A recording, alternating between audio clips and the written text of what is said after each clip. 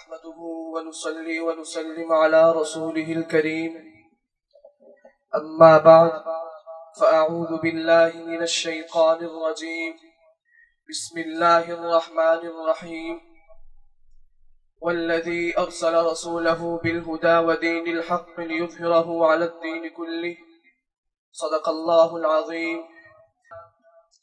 اللهم صل على محمد وعلى آل محمد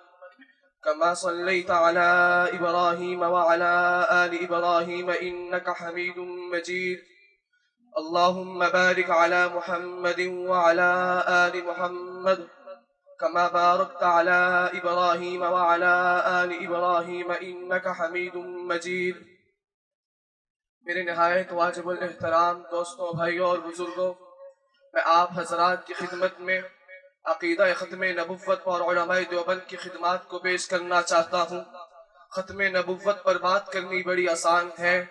عوام کو گرمانے کی بات کرنی بڑی آسان ہے، عوام کو یہ کہنا تمہیں قربانی دینے کے لیے تیار ہو جانا چاہیے، یہ باتیں کرنی بڑی آسان ہے، مگر میرے اکابر علماء دیوبند نے قربانی کی ابتدا کی ہے۔ علامہ انور شاہ کشمیری رحمت اللہ علیہ اکفار الملحدین کے نام پر کتاب بھی لکھتے ہیں،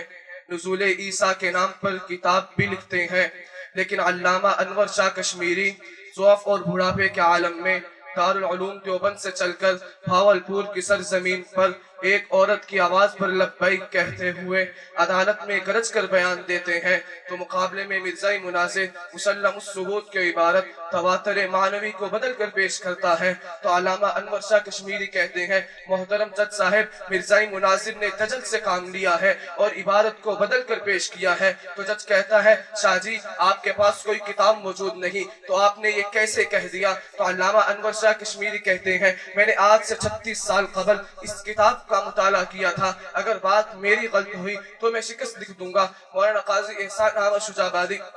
ملتان میں نظر بندی کا ایام کاٹ رہے ہیں، حضرت کے والد کا جنازہ اٹھا، انگریز کہتا معافی مانگ لو تمہیں رہا کر دیا جائے گا۔ قاضی احسان احمد شجاع آبادی کہتے ہیں کہ والد کے جنازے میں شرکت نہ کرنا تو مجھے گوارا ہے، لیکن پیغمبر کے خاطر جیل سے نکلنا مجھے گوارا نہیں ہے۔ حضرت مولانا علی جلندری نور اللہ مرقدہ 1956 میں ملتان میں جیل کاٹ رہے ہیں، حضرت کے بڑے بھائی حاجی صاحب کا انتقال ہوا، حضرت جیل سے باہر نہیں آئے، پھر ایک وقت آیا حضرت کے چھوٹے بھائی حاجی عبداللہ کے انتقال ہوا، حضرت کو جیل سے رہا کیا گیا۔ حضرت ابھی گاؤں نہیں پہنچے تھے کہ ایک آدمی معانقہ کر کے کہتا حضرت آپ کے علم میں ہے کہ آپ کے بھائی حاجی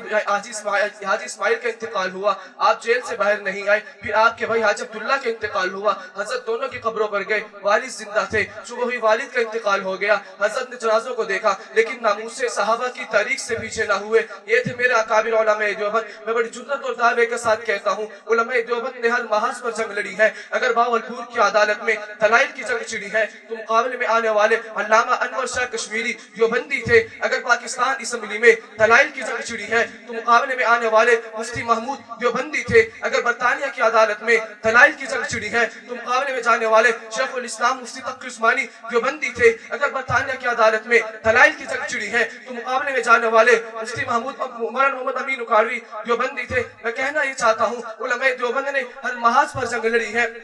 میں کہنا یہ چاہتا ہوں علماء دیوبند نے ہر محاذ پر جنگ لڑی ہے، اگر مناظرے کا میدان مرزائی نے سجایا ہے تو مقابلہ کیا مولانا انور شاہ کشمیری رحمت اللہ علیہ نے، اگر مناظرے کا میدان مرزائی نے سجایا ہے تو مقابلہ کیا مولانا یونس صالح نے۔ میں کہنا یہ چاہتا ہوں علماء دیوبند نے ہر محاذ پر جنگ لڑی ہے، قادیانی کو ملک میں لایا گیا دینی نظام کو ختم کرنے کے لیے، تو مقابلے میں وفاق المدارس کے نام سے دینی نظام کے عالم کو سر بلند کرنے والے مولانا سلیم اللہ خان دیوبندی تھے، اگر قادیانی کو ملک میں لایا گیا ناموس صحابہ کو ختم کرنے کے لیے تو مقابلے میں ناموس صحابہ کی جنگ لڑنے والے امیر عظیمت مولانا حق نواز جنگی دیوبندی تھے۔ میں کہنا یہ چاہتا ہوں ہم نے ہر محاذ پر علماء دیوبند نے ہر محاذ پر جنگ لڑی ہے، اگر تم نے جنگ چھیڑی ہم تمہیں اپنے اکابر علماء دیوبند کے نقش قدم پر چلتے ہوئے جنگ لڑنے کا حق ادا کر دوں گا، جنگ لڑنے کا حق ادا کر دیں گے۔ میں اپنے اکابر علماء دیوبند کی موجودگی میں کہتا ہوں اگر ہر محاذ پر علماء دیوبند نے جنگ لڑی ہے تو پھر مجھے کہنے دیجئے سیاست کا سیرا علماء دیوبند کے سر پر ہے، ختم نبوت کا سیرا علماء دیوبند کے سر پر ہے، ناموس صحابہ کا سیرا علماء دیوبند کے سر پر ہے،